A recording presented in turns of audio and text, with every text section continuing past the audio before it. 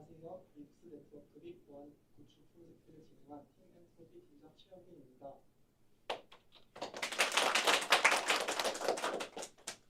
저희가 준비한 프로젝트의 제목은 제로 트러스트 아키텍처 기반 리눅스 보안 네트워크 구축입니다.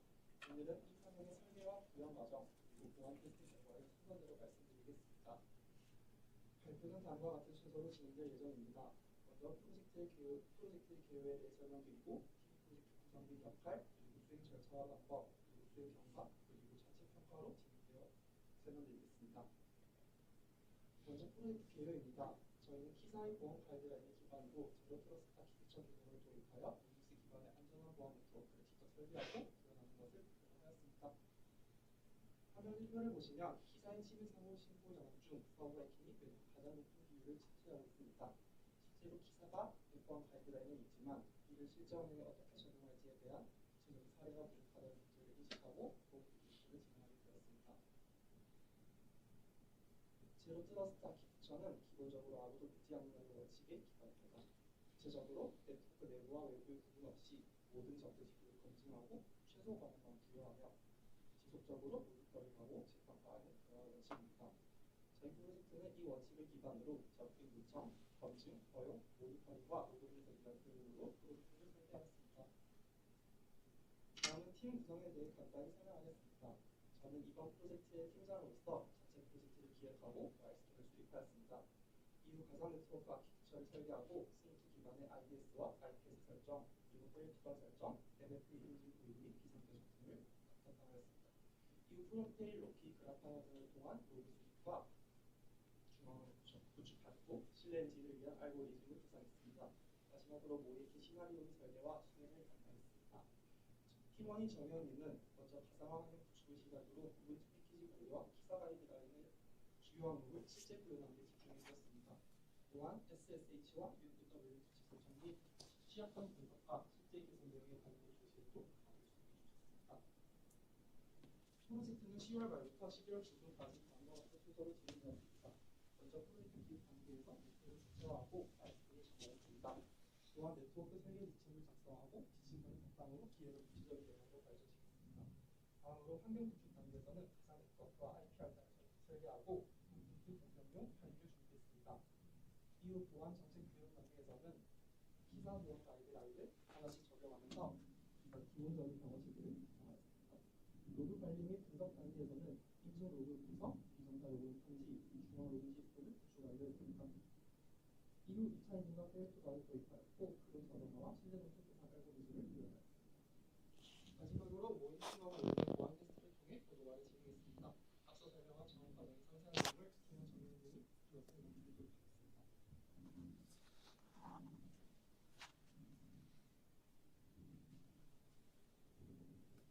안녕하십니까?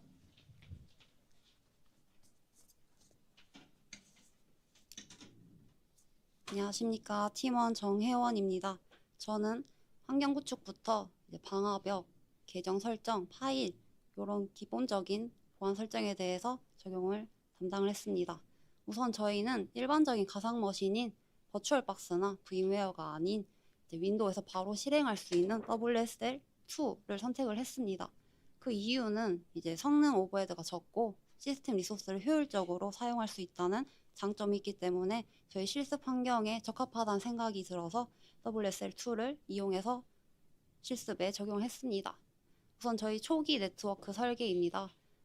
저희는 초반에는 우분투, 칼리, 호스트 PC와 같은 이 칼리와 우분투에는 고정 IP를 할당을 시켜서 단순한 넷 구조로 이제 설계를 했습니다. 하지만 WSL2를 사용을 하다 보니까 이제 WSL2가 부팅 시마다 IP가 변동되는 문제점이 있었습니다. 이를 해결하고자 윈도우 호스팅에 방화벽 외부 요청을 이제 포워딩을 진행을 했는데 이제 윈도우 방화벽이 외부 요청을 WSL2 포트로 바로 포워딩을 해주지 않는다는 문제점 또한 있었습니다. 저희는 이를 해결하고자 VPN을 사용하고자 결정을 했습니다. VPN을 사용한 데에는 이제 포트 포워딩이나 또 브릿지 모드보다 이제 설정이 간편하고 또 보안성이 우수하다고 판단을 했고 또 공인 IP가 필요 없다는 그런 장점이 있기 때문에 저희는 텔스케일 VPN을 사용해서 IP를 할당해줬습니다. 이렇게 저희 최종 가상 네트워크 아키텍처입니다. 우선 고정 IP와 원격 접속을 가능케 하는 텔스케일 VPN 네트워크, 또 윈도우와 통신할 수 있는 WSL2 호스트 네트워크, 또 각 컨테이너를 격리시키고 이제 통신할 수 있는 도커 네트워크로 구성을 했습니다. 이런 시스템 환경을 이제 구축한 이후에는 저희 최초 로그인 이후에 시스템 업데이트 및 보안 패치를 진행해줬습니다. 그리고 저희는 이제 저희 프로젝트 작업 계정인 프로젝트 어드민을 행성해서 보안 작업은 이 계정으로 진행했습니다.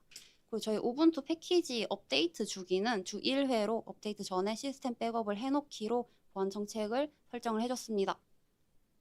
이후에는 보안의 가장 기초가 되는 계정 보안 작업을 해줬습니다. 저희 루트와 관리 계정인 프로젝트 어드민 외에는 수도 명령어를 제한하도록 설정을 해줬고요. 또 패스워드 복잡성, 대소문자, 특수문자, 자릿수와 같은 설정을 해줬습니다. 또 루트 계정 이외에는 UID가 0인 계정이 있는지, 또 사용자의 쉘을 노 로gin과 같은 이런 쉘이 불필요한 계정에 설정되어 있는지 점검을 했습니다. 다행히 없었습니다. 그리고 다음으로는 파일 및 디렉터리에 대한 보안 설정을 진행했습니다. 화면을 보시면 IP 주소나 암호화된 패스워드, 사용자 정보와 같은 시스템의 중요한 내용이 담긴 파일들이 있습니다. 이런 파일에 모든 사용자가 접근이 가능하다면 관리자 권한을 탈취를 해서 파일 내용을 위변조시켜서 불필요한 서비스를 실행시킬 수 있는 가능성이 높기 때문입니다. 저는 그래서 시스템 내에 이 파일들이 있는지 확인을 한 후에 키사 가이드라인에 따라서 소유자와 파일의 권한 설정을 적절하게 변경을 해줬습니다. 이후에는 원격 접속 보안을 위해서 SSH, 방화벽, 스노트 설정을 함께 해줬습니다. 우선 SSH 보안 설정입니다. 루트 로그인으로 이제 원격 접속을 하지 못하도록 했고, SSH 포트는 22에서 2222로 변경을 해줬습니다. 또 패스워드 인증은 비활성화시키고 동시에 키 기반 인증을 활성화시켜줬습니다. 그리고 방화벽은 UFW를 사용해서 들어오는 모든 트래픽은 차단하고 나가는 트래픽은 허용해주는 기본 설정을 진행했습니다. 이후에는 저희가 이용하는 서비스인 SSH, HTTP, HTTPS 그라파나에 대해서는 텔스케일 VPN 대역에서는 이제 접근이 가능하도록 설정을 해줬습니다. 이후에는 이제 실시간 네트워크 트래픽을 분석해서 침입을 탐지하고 차단하는 시스템인 스노트 설정을 구성해줬습니다. 스노트는 WSL2, 텔스케일 VPN, 도커와 같은 각 인서스를 구성해줬고요. 각 인터페이스별로 들어오는 패킷을 감시하는 형태로 설정을 해줬습니다. 그리고 이제 페일2반과 연동을 해서 서버에 대한 무차별 대입 공격에 대한 보안 설정을 진행해줬습니다. 화면과 보시면 이제 SSH 로그인 실패가 5회 이상이면은 이제 자동으로 IP를 UFW로 차단시키고, 또 스노트 알림 기반 제의를 구성을 해서 공격 감지가 일정 횟수 이상이면은 장시간 차단하도록 설정을 해줬습니다. 이후에는 보안 작업을 이제 추가적으로 해줬는데요. 특히 계정에 대한 보안입니다. 패스워드 복잡성만으로는 계정을 이제 보호할 수 없다는 판단을 해서 저희는 AFA 다중 인증을 도입했습니다. 저희는 구글 어센티케이션을 이용을 했고요. 그래서 저희 관리자 계정인 프로젝트 어드민에 설정을 해줬습니다. 하지만 모든 계정에 AFA가 설정이 되어 있으면 비상 상황 시에 이제 OTP 비밀번호 입력하다가 실수하는 일이 있을 수도 있지 않습니까? 그래서 저희는 비상 상황 시에 접근할 수 있는 이멀전시 계정을 생성했습니다. 대신 이 계정에는 AFA 인증을 제외시키지만 로컬 콘솔에서만 로그인을 허용할 수 있도록 설정했습니다. 이후 과정은 현빈님이 이어서 설명하겠습니다.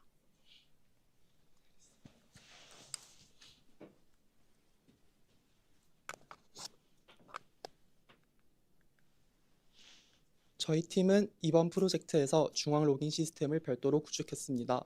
먼저 OS 쿼리로 시스템 정보, 현재 열린 포트, 실행 중인 프로세스와 SUID 바이너리, 그리고 최근 로그인, SS 인증키, 찰지된 패키지, 그리고 네트워크 연결과 커널 모듈, 환경 변수 등을 주기적으로 조회하도록 설정했습니다. 다음으로 프롬테일이 SSH 인증 로그, UFW 방화벽 로그, 스노트 알림, 그리고 fail to ban, 수도 명령어 사용 기록과 OS 쿼리 결과, 그리고 도커 컨테이너 로그 등을 각각 라벨링해서 로키로 전송하도록 했습니다. 또한 다커 컴포저를 사용해 로키, 프롬테일, 그라파나 DVW의 컨테이너를 하나의 스택으로 구성하여 그라파나에서 최종적으로 대시보드 시각화가 가능하게 구성하였습니다. 중앙 로깅이 준비된 이후에 자동적으로 공격을 감지하고 차단하는 스크립트를 만들었습니다.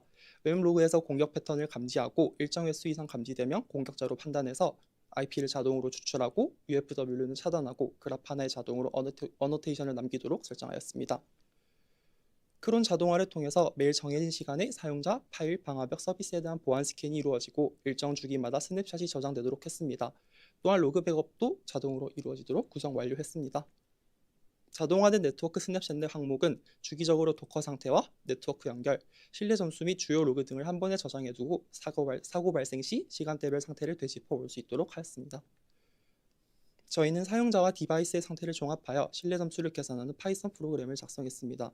예를 들어 패치 적용, MF의 사용 여부, 그리고 디바이스 아이디와 접속 위치, 최근 명령어 패턴 등을 항목별로 점수화하고 이 점수의 합이 최소 신뢰 점수 기준에 도달해야만 민감한 명령어를 실행할 수 있도록 설계했습니다. 초기에는 배시로 이 계산기 프로그램을 구현하려고 했지만 조건이 너무 복잡해서 결국 배시가 아닌 파이썬을 활용하였습니다. 생성형 AI인 클로드를 활용해 파이썬 코드 초안을 생성하고 직접 수정하는 방식으로 구현했습니다. 그러나 실제 기업 환경에서는 보안상 외부 AI 서비스 접속이 어려울 수 있고 그렇기 때문에 내부 전용 혹은 네트워크 연결이 필요 없는 로컬 AI를 활용하는 등 실무적인 관점에서의 인사이트도 얻을 수 있었습니다. 저희는 보안 시스템이 실제 공격에도 잘 동작하는지 확인하기 위해서 모의 해킹 환경을 구축했습니다. 원래는 WSL 안에서 또 다른 가상 머신을 사용하는 방식을 활용하려고 했지만 구현 과정에서 중첩 가상화의 기술적인 한계를 확인하였고 대신 윈도우에서 버추얼박스를 사용해 칼리를 별도 실행하는 구조로 바꿨습니다. 공격 대상은 DVWA 웹 어플리케이션을 도커 컨테이너로 띄워서 구성했습니다. SQL 맵, N맵 등 여러 가지 공격 도구를 활용해 웹 지역점 공격을 수행했습니다. 공격 탐지를 위해 어택 디텍터라는 스크립트를 백그라운드 모드로 실행하고 SQL 인젝션, 커맨드 인젝션, XSS 공격이 일정 횟수 이상 감지되면 경고 발생, UFW로 자동 차단되도록 임계값을 설정해 주었습니다. 실제 시나리오에서는 SQL 인젝션, 커맨드 인젝션, XSS 패턴을 반복적으로 시도하면서 로키, 그라파나, 어택 디텍터가 예상 결과와 같이 반응하는지 검증 완료했습니다.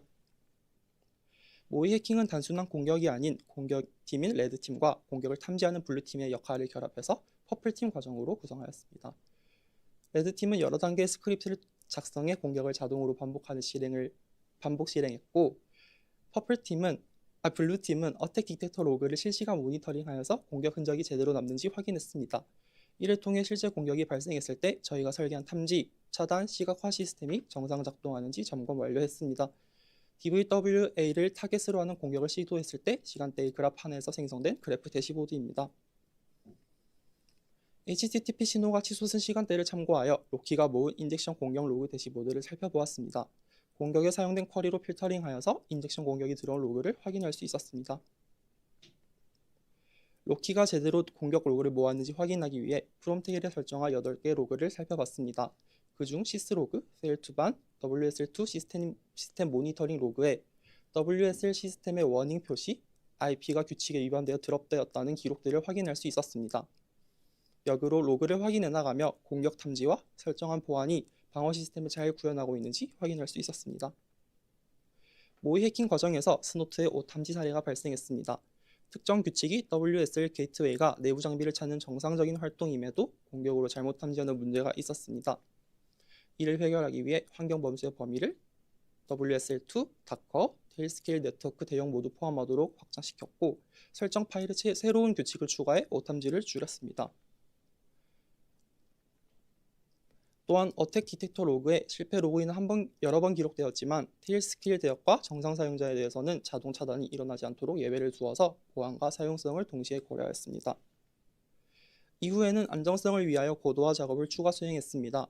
먼저 도커 컨테이너 정책을 수정하여서 시스템 재부팅이나 장애 발생 시에도 자동으로 다시 올라오도록 구성하였습니다. 어택 디텍터는 노 행업을 통해서 자동 실행되도록 하였고 크론에 등록하여서 일정 주기로 상태를 확인할 수 있도록 설정 완료했습니다.